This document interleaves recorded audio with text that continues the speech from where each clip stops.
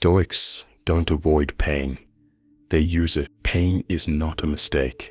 It is not a malfunction in the design of life, nor is it evidence that something has gone wrong.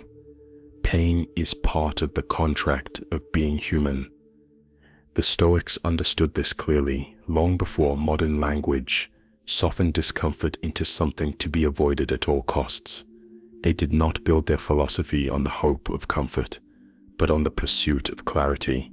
And clarity begins with accepting that pain will visit every life, disciplined or not, virtuous or not, prepared or not. What separates the Stoic from the rest is not the absence of suffering, but the way suffering is met.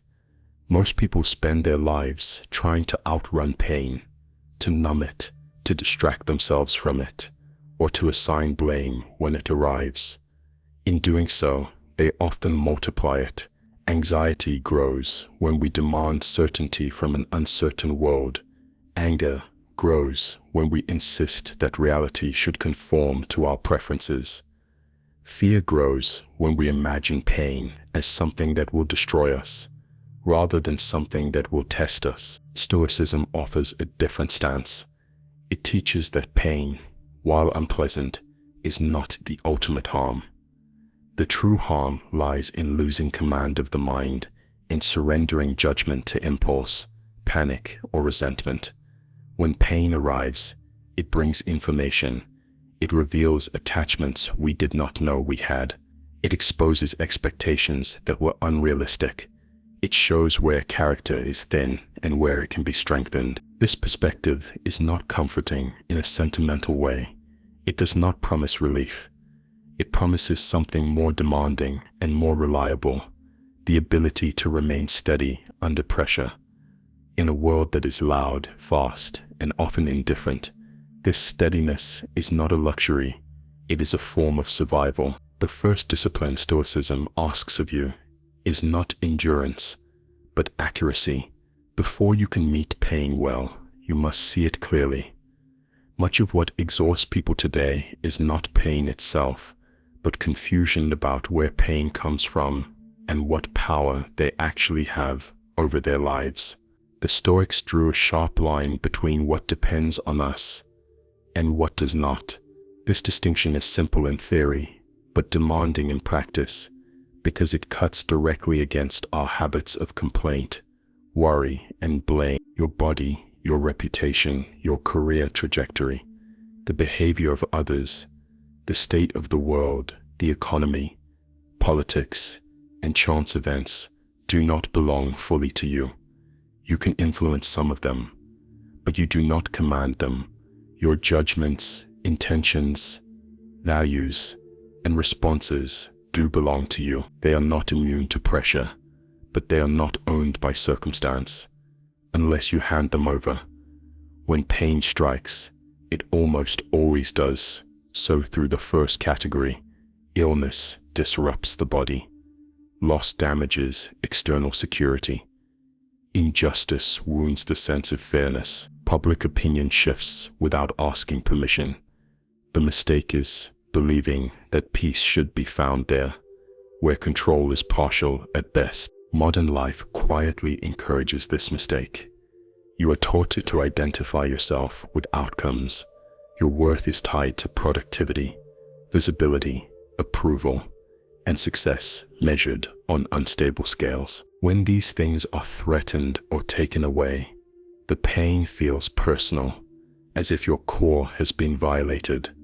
Stoicism intervenes here, not by denying the difficulty, but by relocating your sense of self. You are not the sum of what happens to you. You are the faculty that interprets what happens. This is where pain becomes useful, rather than merely damaging. Pain tests whether you truly understand this distinction, or only agree with it intellectually. When plans collapse, when effort goes unrewarded, when others act unfairly, your immediate reaction reveals where you have placed your security. If you find yourself panicking, lashing out, or collapsing inward, it is not because pain has defeated you.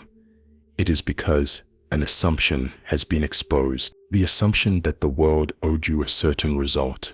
The assumption that effort guaranteed outcome.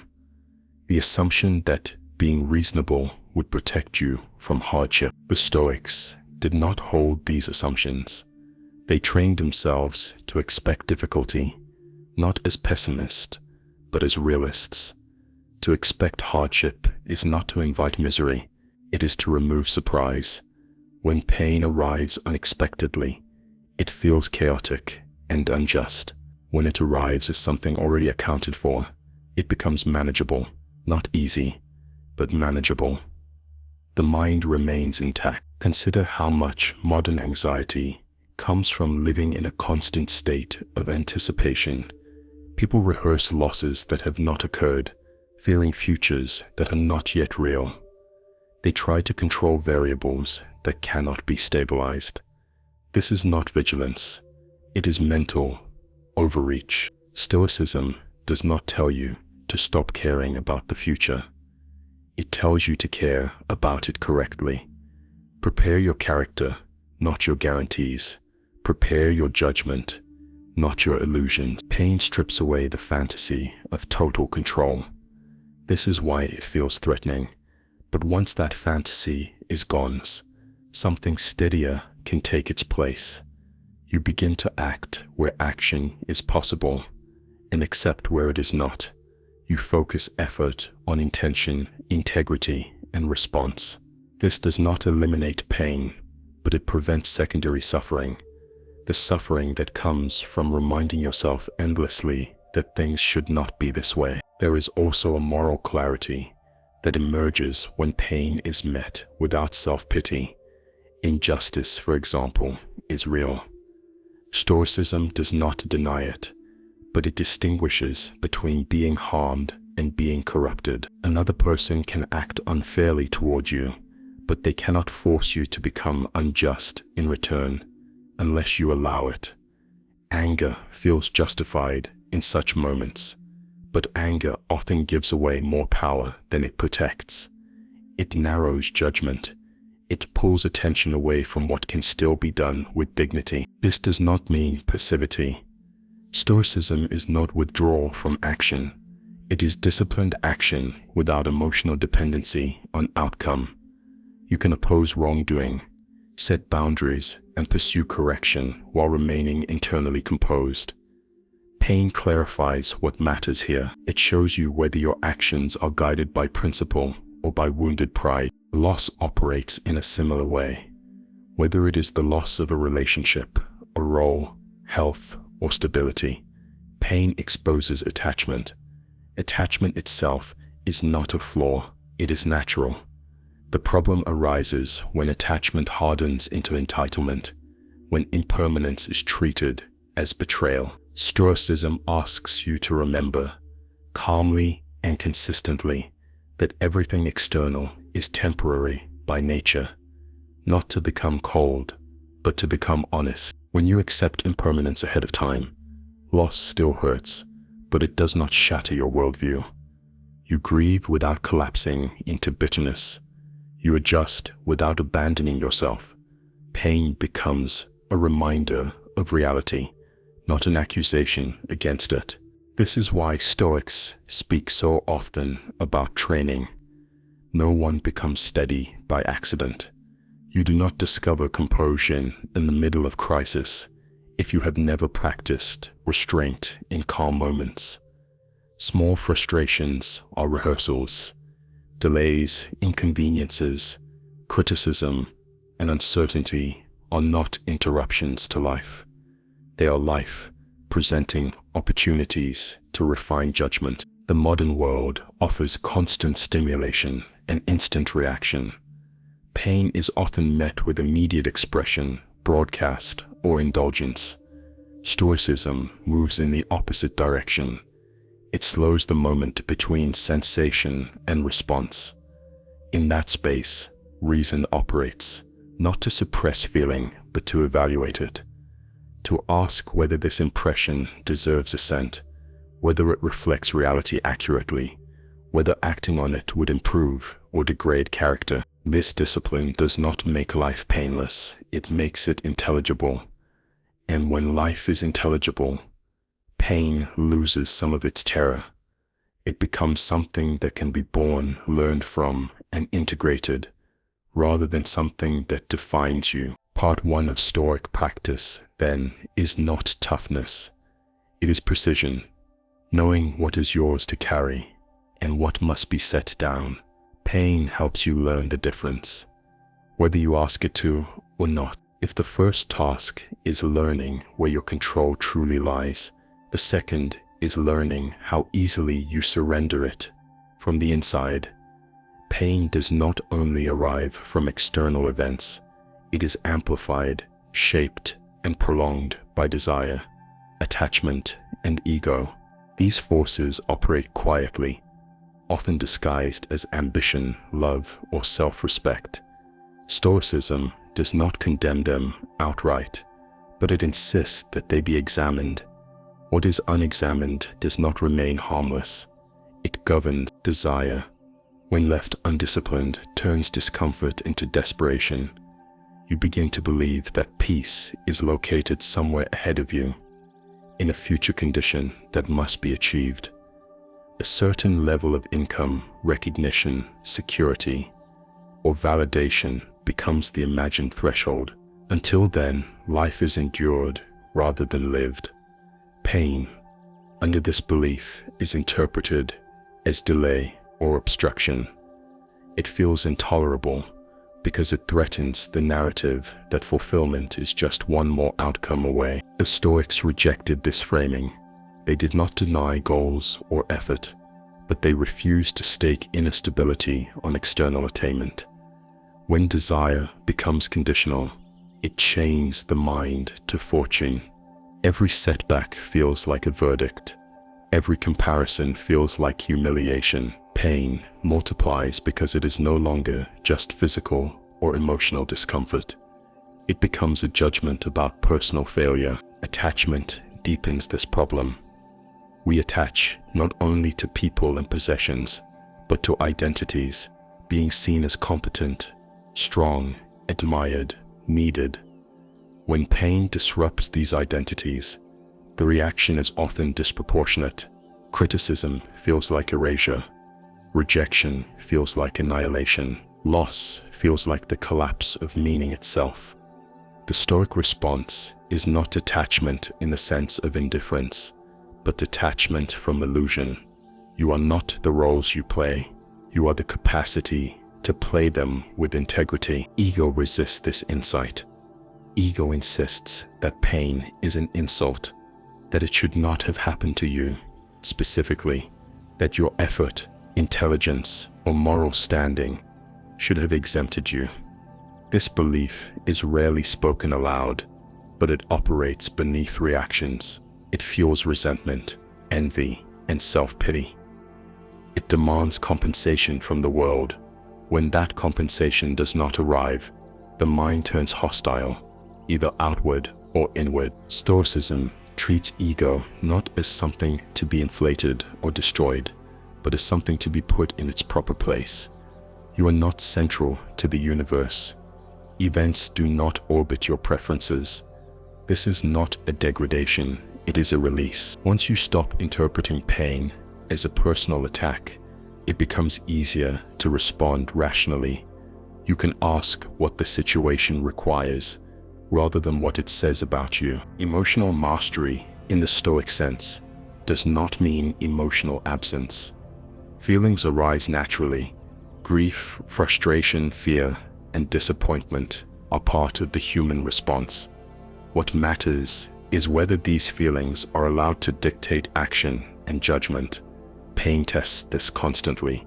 It asks whether you will react immediately or pause, whether you will seek relief at any cost, or choose what preserves character. Modern culture often frames emotional expression as authenticity. Stoicism offers a different standard, coherence. Are your reactions aligned with your values, or are they driven by impulse? Pain often pushes toward the latter. It creates urgency. It narrows attention in these moments. Restraint is not repression. It is strategic patience. It gives reason time to enter the conversation. One of the hardest lessons Stoicism teaches is that not all pain requires action. Some pain requires endurance. This is deeply uncomfortable in a world oriented toward intervention and optimization. When something hurts, the instinct is to fix it, eliminate it, or escape it. But many forms of pain are signals, not errors. They indicate limits, transitions, or realities that cannot be negotiated away. By staying present with such pain without dramatizing it or turning it into identity, you learn its shape and its boundaries. You discover that it is not infinite, that it does not consume everything. This experience builds confidence that is quieter and more reliable than optimism. You know from experience that you can remain intact under pressure. Voluntary discomfort played a role in Stoic training for this reason. Simple acts of restraint, accepting inconvenience, or practicing moderation were not exercises in deprivation. They were rehearsals in independence. They weakened the assumption that comfort was necessary for dignity. When real pain arrived, the mind was less likely to panic. In modern life, opportunities for this training still exist, though they are often ignored. Waiting without distraction, receiving criticism without defense, choosing simplicity when excess is available, speaking less when ego wants recognition. None of these acts eliminate pain, they reduce dependence. They remind you that your well-being does not rest entirely on favorable conditions. As desire quiets, attachment loosens, and ego recedes, pain changes character. It remains unpleasant, but it loses its authority. It no longer dictates meaning. It becomes something you experience, not something you obey. This is not detachment from life. It is deeper engagement with it, grounded in reason rather than reactivity. The Stoic does not seek pain, but neither does he treat it as an enemy. He treats it as a teacher that cannot be bribed or flattered. It shows with clarity where freedom has been surrendered internally, and once that is seen, it can be reclaimed. Pain reaches its sharpest edge when it confronts fear. Not surface-level discomfort, but the deeper fears that shape behavior over years. Fear of failure, fear of rejection, fear of being exposed as inadequate, fear of losing what has been built. And beneath all of these, the quiet, persistent fear of mortality. Stoicism does not soften these fears with reassurance. It meets them directly, because anything avoided in thought will return magnified in experience. Fear thrives on uncertainty, and uncertainty is unavoidable. The future does not explain itself in advance. No amount of planning eliminates risk. No amount of intelligence guarantees safety. Pain often enters through this gap when expectations collide with reality. The Stoic response is not to eliminate uncertainty, but to make peace with it, not emotionally, but rationally. To accept that unpredictability is not a flaw in life, but one of its defining features. Failure is one of the most feared forms of pain in modern life, because identity is so closely tied to success. When success is treated as proof of worth, failure becomes existential. It feels final, humiliating, irreversible. Stoicism dismantles this equation. It separates effort from outcome, character from result. You are responsible for how you act, not for how events conclude. When this is understood deeply, failure still stings, but it does not paralyze. It becomes information, not condemnation. Rejection operates similarly. Humans are social by nature, and exclusion hurts. Stoicism does not deny this. What it challenges is the belief that acceptance must be universal or constant.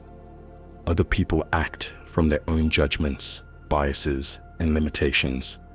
Their approval is unstable by nature. When pain arises from rejection, it reveals an overinvestment in external validation. The Stoic does not become indifferent to others, but he anchors self-respect internally. He seeks to be worthy of approval, not dependent on it. Fear of loss intensifies as possessions, relationships, and status accumulate. The more you have, the more you fear losing. This fear often operates silently, shaping decisions toward caution, compromise, and quiet anxiety. Stoicism does not demand renunciation, but it demands clarity. You are not the owner of what you possess in any permanent sense. You are a temporary steward. Pain, when loss occurs, confirms this truth. It hurts precisely because it contradicts the illusion of permanence. This brings the Stoic inevitably to the subject most avoided, death. Not as an abstraction, but as a certainty that frames every experience.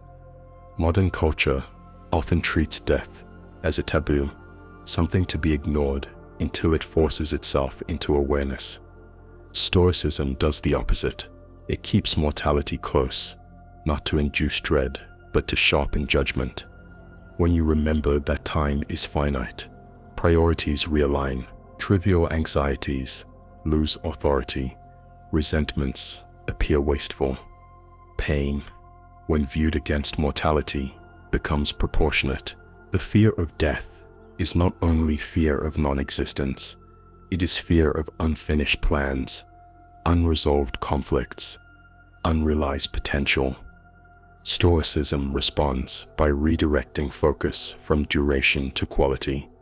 You do not control how long you live, you do control how you live now. Pain reminds you of this every time it interrupts routine. It asks whether you are living deliberately or by inertia. Fate, in Stoic thought, is not a mystical force, but the sum of causes beyond your control. Resisting fate does not change it. It only exhausts you. Acceptance, properly understood, is not surrender. It is alignment. You adjust effort to reality rather than demanding reality adjust to you. Pain often marks the point where resistance is no longer sustainable. At that point, acceptance becomes a form of strength. There is a quiet dignity in meeting pain without complaint. Not because pain is good, but because character is revealed in how it is born. Stoicism does not romanticize suffering. It does not seek to extract meaning where none exists. It simply refuses to let suffering corrupt judgment. You can acknowledge that something is difficult without declaring it unbearable. You can grieve without collapsing into despair. You can fear without being ruled by fear. Courage, in the Stoic sense, is not the absence of fear. It is the decision to act according to reason despite fear. Pain creates the conditions where this courage is tested. Small fears avoided grow larger over time. Large fears faced diminish. This is not psychological trickery. It is the result of repeated exposure to reality without retreat into illusion. As this practice deepens, something subtle changes. You stop asking whether life is fair. Fairness becomes irrelevant. You ask instead whether you are responding well to what is given.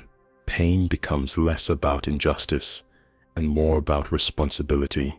Not responsibility for causing events, but for meeting them with integrity. This shift does not make life easier in a superficial sense. It makes it steadier. Emotional extremes soften. Reactions become measured. You begin to trust your capacity to endure, not because you believe nothing bad will happen, but because you know you can remain rational when it does. In this way, pain becomes a stabilizing force. It strips away excess expectation. It exposes weakness without malice. It returns attention to the present, where action is possible. Stoicism does not promise peace through avoidance. It offers composure through engagement. Pain is part of that engagement, unavoidable and instructive. By the time this is understood, fear loses its grip. Not because it disappears, but because it no longer dictates direction. You move forward not with certainty, but with clarity. And clarity, once earned, is difficult to take away. Stoicism does not promise relief from pain, and it never has. What it offers is something more durable, the ability to remain whole in its presence. Pain will continue to arrive in different forms, at different times, often without warning. Circumstances will change. People will disappoint you. Plans will fail. The body will age. None of this is evidence that the practice has failed. It is the reason the practice exists. The Stoic does not measure progress by comfort, but by coherence. Are your judgments becoming steadier? Are your reactions becoming less impulsive? Are you less surprised by difficulty, less offended by reality, less dependent on outcomes you cannot command? When pain arrives, do you meet it with clarity rather than confusion, with discipline rather than panic, with dignity rather than collapse? Using pain does not mean justifying it or seeking it out. It means refusing to waste it. Every moment of discomfort reveals something about attachment, expectation, or fear. When examined calmly, these revelations become instructions. Over time, the mind becomes quieter, not because life has softened, but because resistance has diminished. You stop demanding guarantees. You stop negotiating with fate. You act where action is possible and accept what remains. This way of living is not loud. It does not announce itself. It does not require admiration. It is built privately, through repeated choices, to respond rather than react. In a world that rewards noise and distraction, this restraint is a form of strength. If you return to these ideas, reflect on them, and apply them patiently, you will not escape pain. You will learn to stand within it without losing yourself. That is the work. That is the discipline. If this approach speaks to you, continue walking this path here, not for comfort, but for clarity, not for escape, but for steadiness. Remain with this practice, and let reason, rather than circumstance, shape the life you live.